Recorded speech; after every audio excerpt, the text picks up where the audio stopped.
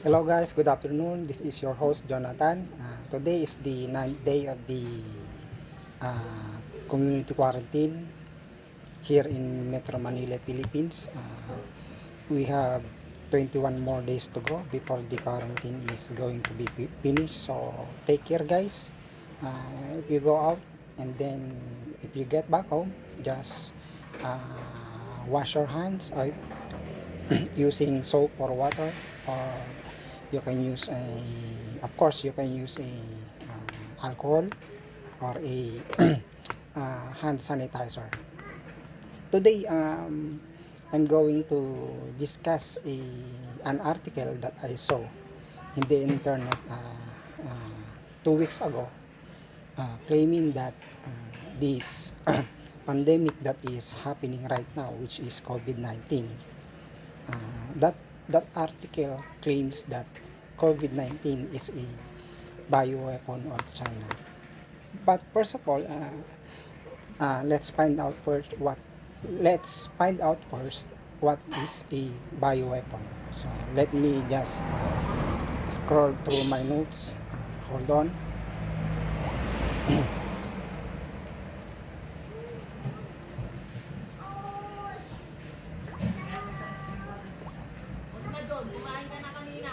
Bioweapon or biological weapon.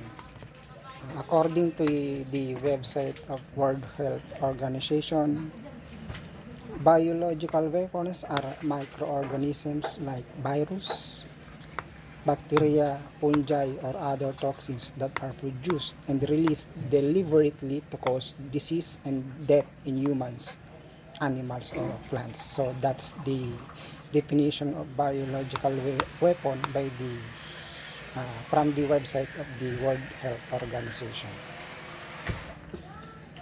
So let's move on. Next, uh, biological weapon according to the website of the Britannica.com.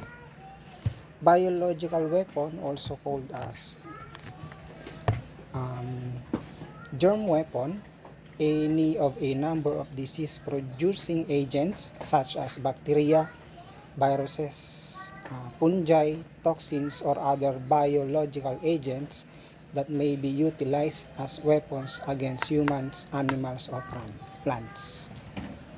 Okay, next. Biological weapon according to Wikipedia.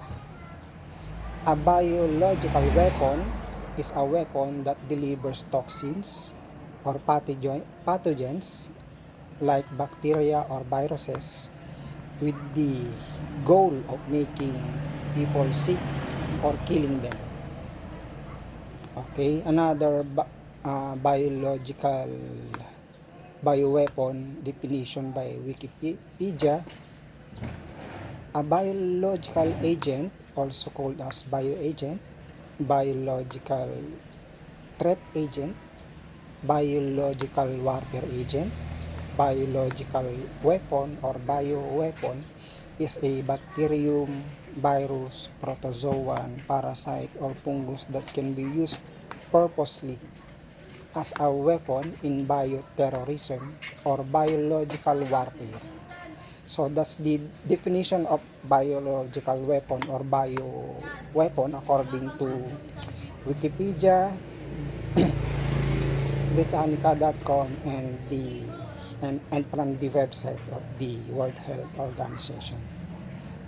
And moving on, I think it is notable to know uh, also what is the meaning of a pandemic.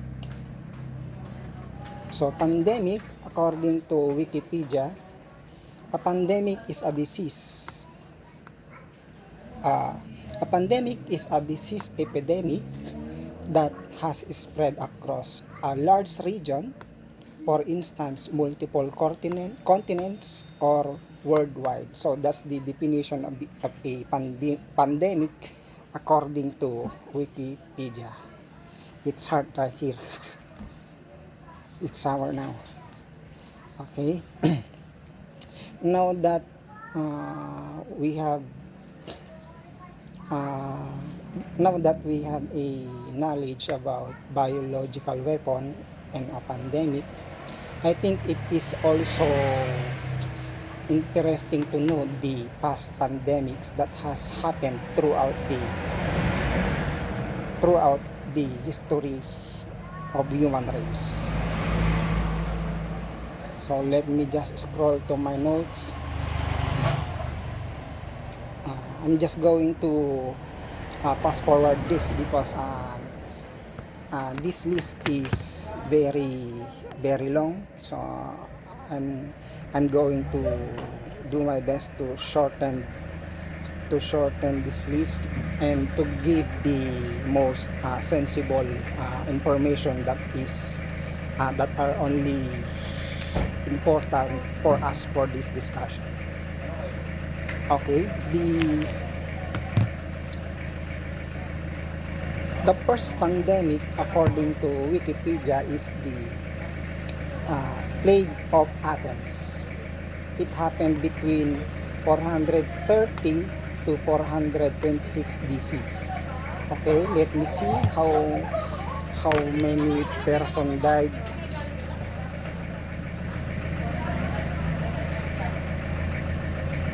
Okay, hold on.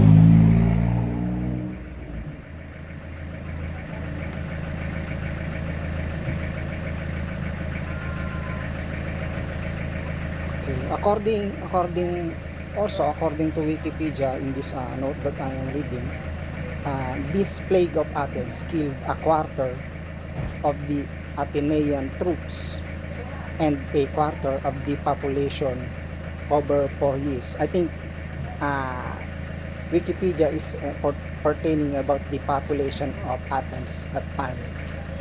So moving on, next uh, next pandemic is Antonine Plague or Antonine Plague.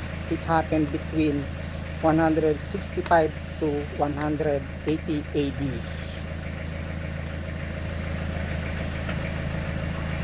Okay. This pandemic killed a quarter of those infected and up to 5 million in all. So imagine that, guys. Antonine Plague uh, killed how many? Killed up to 5 million people. And then next is the Plague of Justinian. It happened between 541 to 750 AD. This pandemic, the Plague of Justinian, was the first recorded outbreak of the bubonic plague. Bubonic plague or bubonic plague. It started in Egypt and reached Constantinople the following spring, killing, according to the Byzantine chronicles, killing at least 1,000, killing at least 10,000 a day. It is killing 10,000 person a day. Okay. Next is the Black Death. Actually, this Black Death, I'm quite actually familiar with this pandemic, this Black Death, because as far as I remember,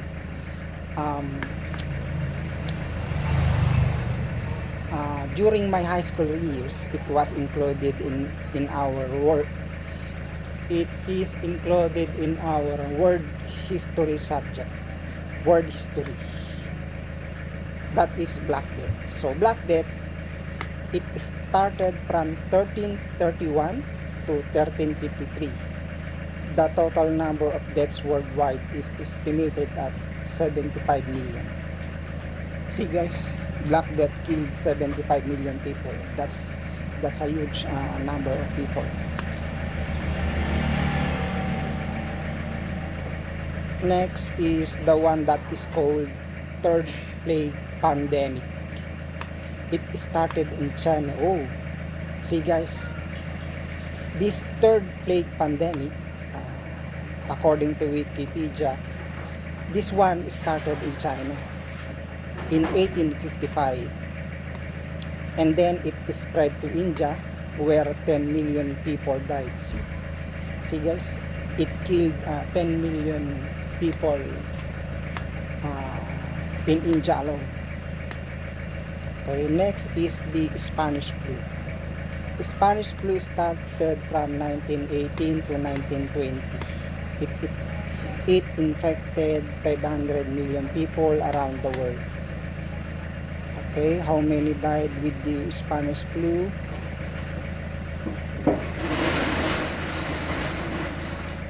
Okay, according to this to Wikipedia, Spanish flu killed at least between 50 to 100 million people. That's the Spanish flu, guys. It killed about 50 to 100 million people. It happened in 1918 to 1920. Okay, next pandemic. Let me just scroll to my notes. Cholera. Okay, actually this cholera, it happened numerous. It happened many times. It did not just happen a single time. It happened many times. First is in 1817, then 1826, 1846, 1863, 1881, 1899, 1961. Let me see how many died in this pandemic. Okay, so let me see. In 1817, it killed about 23 million people. In 1826, it killed about, let me see, 150,000 Americans. Okay, in 1846, it claimed about 52,000 lives in Wales, in England. 1863, it killed about 90,000 lives in Russia. 1866, in North America, it killed about 50,000 North Americans. 1881, it killed about, let me see,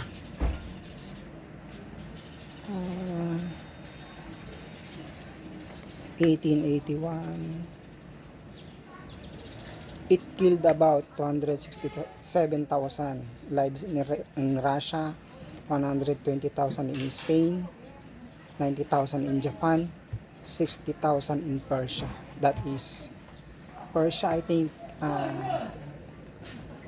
Iran. Okay. In 1892, it killed about 8,000, more than 8,000 in Hamburg, Germany. 1899, it killed about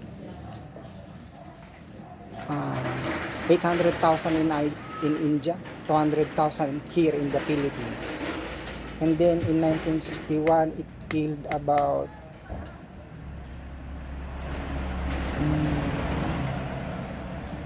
okay, there's no data about deaths in 1861. So next, moving on to the next pandemic is influenza.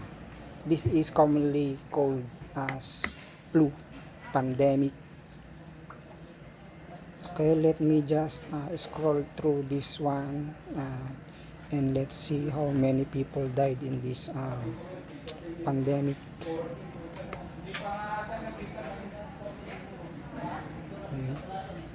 The first influenza pandemic was recorded in 1580, and since then, influenza pandemics occurred every 10 to 30 years. You see guys, pandemics do repeat itself. So influenza tends to happen every 10 to 30 years. It repeats itself guys. Again,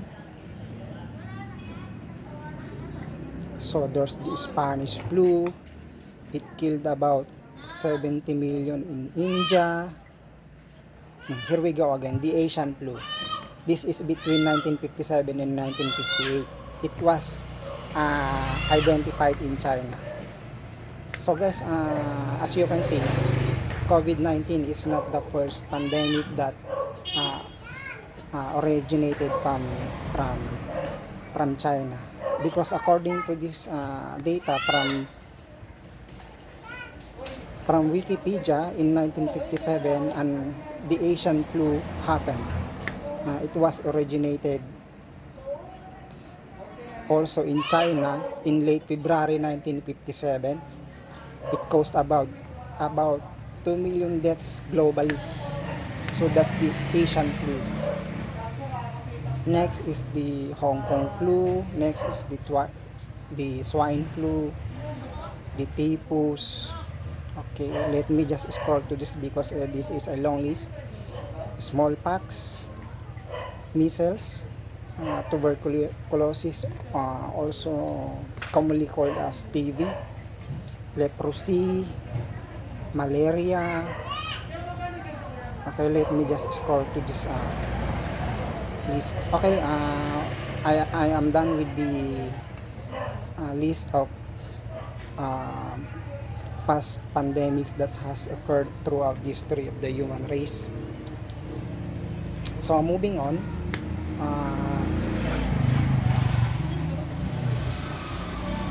by the way guys, it is also, I think it is also notable to know that SARS, the epidemic SARS that also happened in 2002, also originated in China. It caused about 8,000 infection, and then it caused about 774 deaths. So that's SARS in 2002. It also originated in China. So again, it seems to me that COVID-19 is not the first and only pandemic that came out of China. So I think it will not be, it is not going to be the last. Okay, moving on. So I think I'm down now. Let me see. Hold on guys, I'm just scroll to my list.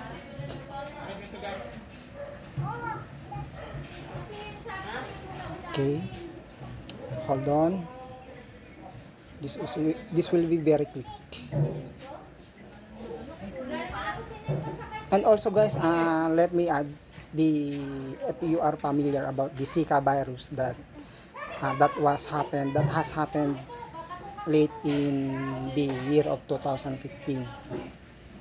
Okay, so I think I'm done. So moving on about the article that claiming that COVID-19 is a bioweapon of China. So with that said, I think it is better for us to start to the beginning when the lockdown of Wuhan, China began.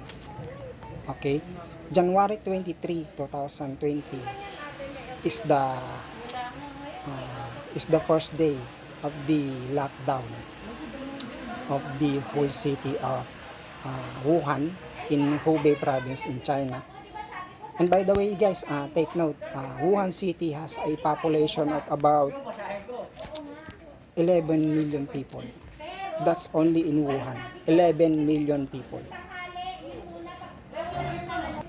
Okay, moving on. Sorry guys, because if you are going to hear someone talking in the background, that and that is our neighbor talking loudly to themselves outside. Okay, moving on. So, where were we? Wuhan. Okay. Um, I think it is also notable to know the negative effects of the coronavirus or the COVID-19 to the economy of uh, Wuhan City and China as a whole. Wuhan is the hub of central hub transport and industry in China. Meaning, I have read an article saying that um, local car manufacturers are based in Wuhan. See guys, Wuhan is not a small city. It is a economic driving force for the whole economy of China. Okay, the population of Wuhan is 11 million people. Wuhan is also known as a thoroughfare of China, meaning when uh, thoroughfare, how I'm going to define that. It seems to me that thoroughfare is means that something that is giving. Okay. Erase that guys. Actually I cannot comprehend what's the meaning of thoroughfare. Okay. Moving on.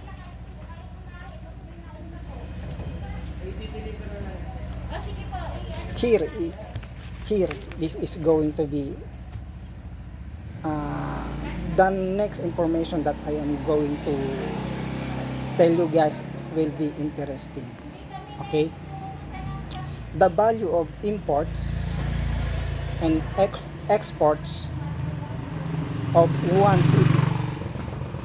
The value of imports and exports of Wuhan City alone is valued at 35.3 billion US dollars. So that's huge.